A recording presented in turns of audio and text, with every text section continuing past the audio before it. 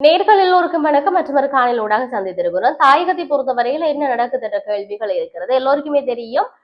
கிளிநொச்சியை சேர்ந்த இளைஞன் பயங்கரவாத அமைப்பு என்கிறார்கள், தடை செய்யப்பட்ட அமைப்பு என்கின்றார்கள். விடுதலை புலிகள் அமைப்பை மீண்டும் ஊக்குவிக்கின்ற வகையில பல பாடல்களை பாடி இருந்ததனால அவருடைய கைது நடவடிக்கை நடைபெற்றது. அவர் பாடி அதை ஊக்குவிக்கின்றார் என்று பல்வேறுபட்ட விடயங்கள் சொல்லப்பட்டிருக்கிறது.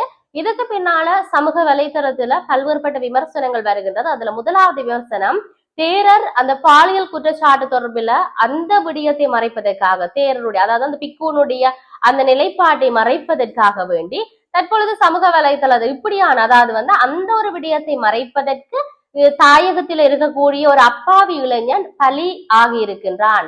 அவனை இவர்கள் இப்படி செய்திருக்கின்றார்கள் என்ற ஒரு விடயத்தை சொல்லுகிறார்கள். ஒரு விடயத்தை மறைக்க வேண்டும் என்று சொன்னால் முதல்ல யார் மீது அந்த அம்பு பாய்கிறது என்று சொன்னால் தாயகத்தில் இருக்கக்கூடிய மக்கள் மீது, தமிழ் மக்களை பிரதிநிதித்துவப்படுத்தி என்கின்ற விடயத்தை சொல்லுகிறார்கள். இன்னொரு பக்கம் இவ்வளவு காலம் பல பாடல்கள் பாடப்பட்டிருக்கின்றது, ஏன் இந்த இளைஞனுக்கு இந்த நிலை என்ற கேள்வியை கேட்கின்றார்கள். சரி, இதெல்லாம் இப்படி இருக்கின்ற பொழுது இந்த காவல்துறையினர் தங்களுடைய பக்கத்தில் இருக்கக்கூடிய விடயங்கள் சார்ந்து தெளிவுபடுத்தி இருக்கிறார்கள். உண்மையிலேயே என்ன நடந்தது, இதுக்கும் அங்கு சொல்லப்பட்டிருக்கின்ற விடயங்களுக்குமான சம்பந்தம் என்ன என்பது சார்ந்து அவர்கள் சொல்லி இருக்கிறார்கள். போலியான விடயத்தை பரப்பி கொண்டிருக்கிறார்கள். ஆகவே இதுதான் இடம் பெற்றது என்ற விடயத்தை சொல்லி இருக்கின்றார்கள்.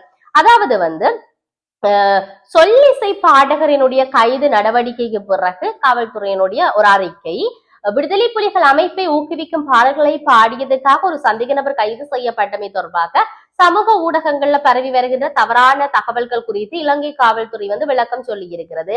இலங்கை இசை நிகழ்ச்சி மற்றும் பொழுதுபோக்கு நிகழ்வுகள்ல பாடல்களை பாடுவதற்கு காவல்துறை தடை விதித்துள்ளதாக சமூக ஊடகங்கள்ல பரவி வார விடயம் முற்றிலும் தவறானது, முற்றிலும் பொய்யான விடயம்.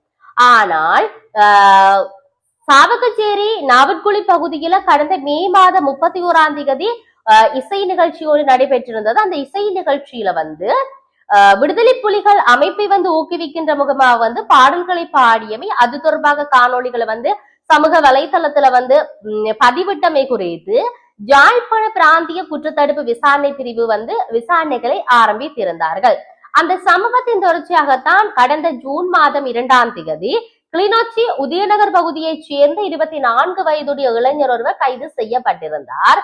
மேற்கொள்ளப்பட்ட மேலதிக விசாரணைகளின் போதுதான் சந்தேக நபர் இசை நிகழ்ச்சியில தான் பாடிய 2 பாடல்களும் தானே திருத்தி விடுதலை புலிகள் அமைப்பை பெருமைப்படுத்தும் வகையிலையும் ஊக்குவிக்கின்ற வகையிலையும் தன்னுடைய சமூக வலைத்தள பக்கத்துல பதிவேற்றி இருப்பதை கண்டறியப்பட்டிருந்தது. இப்படி அவர் செய்திருக்கின்றார் என்ற விடயம். இது தடை செய்யப்பட்ட அமைப்பிற்கு ஆதரவான உள்ளடக்கங்களை உள்ளடக்கி அதனை பலரும் பார்க்கின்ற வகையில் அவர் திட்டமிட்டு பரப்பி இருக்கின்றார் என்ற விடயத்தை புலனாய்வாளர்கள் உறுதிப்படுத்த இருந்தார்கள்.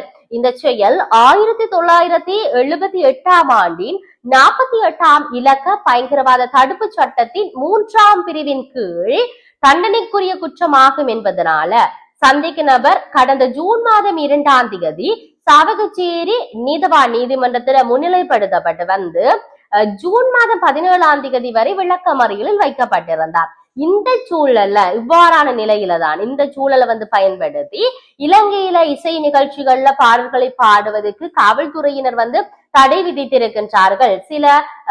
சில சமூக வலைத்தளங்கள்ல தவறான பிரச்சாரங்களை செய்து கொண்டிருக்கின்றார்கள். ஆகவே இவை முற்றிலும் தவறான விடயம் என்ற விடயத்தையும், நாட்டின் உயரிய சட்டமான அரசியலமைப்பு சட்டம், அதே போன்று தற்போது நடைமுறையில் இருக்கக்கூடிய ஏனைய சட்டங்களுக்கு மதிப்பளிக்கின்ற வகையில செய்ய வேண்டிய மதிப்பளித்து அதை பொறுப்பாக நடத்த வேண்டிய பொறுப்பு தங்களுக்கு இருக்கின்றது என்பதற்கு வேண்டித்தான் ஒவ்வொரு குடிமகனுக்கும் அந்த கடமை இருக்கிறது என்ற விடயத்தை அவர்கள் சொல்லி இருக்கிறார். ஆகவே இலங்கை காவல்துறை இந்த விடயத்தை மக்களுக்கு நினைவுபடுத்துகிறது என்ற விடயத்தை சொல்லி இருக்கின்றார்கள்.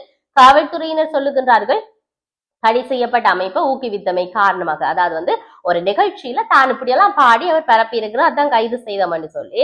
ஆனால் சமூக வலைத்தளத்துல வர்ற கருத்து என்னன்னு சொன்னால், இப்படியான பாடல்களை பாடுவதற்கு இசை நிகழ்ச்சியில பாடுவதற்கு முற்றுமுழுதாக காவல்துறையினர் தடை செய்திருக்கிறார்கள் என்ற விடயத்தை சொல்லி இருக்கின்றார்கள். ஆகவே எது எப்படி இருந்தாலும் ஒரு தாயகத்துல நடந்த உணர்ச்சி பூர்வமான தருணத்தை இதெல்லாம் நடந்துச்சு என்ற விடயத்தை சொல்லுவது, இன்றைய அரசு இது ஒரு அப்பாவி இளைஞனை இவ்வாறு ஒரு குற்ற விசாரணைகளுக்காக கொண்டு சென்று அவன் மீதான சட்டத்தை பாய்ப்பது என்பது எந்த அளவுக்கு சரி என்பதுதான் பல பேருடைய கருத்தாக இருக்கிறது. இருப்பினும் இனி வருகின்ற காலத்துல பயங்கரவாத தடை சட்டம் என்கின்ற ஒன்றுக்கு கீழே இன்னும் எத்தனை அப்பாவி இளைஞர்கள் அதுக்கு பலியாக போகின்றார்கள் என்பது மிகப்பெரிய கேள்விகளாக இருக்கிறது. சமூக வலைதளத்துல எங்கு பார்த்தாலும் சட்டத்தரணிகள் பல்வேறுபட்டவர்கள் பல கருத்துக்களை சொல்லிக் கொண்டிருக்கிறார்கள். அந்த இந்த இந்த குற்றத்துக்காக வேண்டியவரை கைது செய்திருக்கிறோம், இல்லாட்டி சந்தேக நபர் என்று சொல்லப்பட்டிருக்கிறது. இவருக்கு ஆதரவாக போகின்ற நீதிமன்றத்தில் வாதாடுகின்ற சட்டத்தரணிகள் பல கருத்துக்களை சொல்லி இருக்கிறார்கள். அரசியல் ஆய்வாளர்கள் இன்னும் ஒரு கருத்தை சொல்லுகிறார்கள்.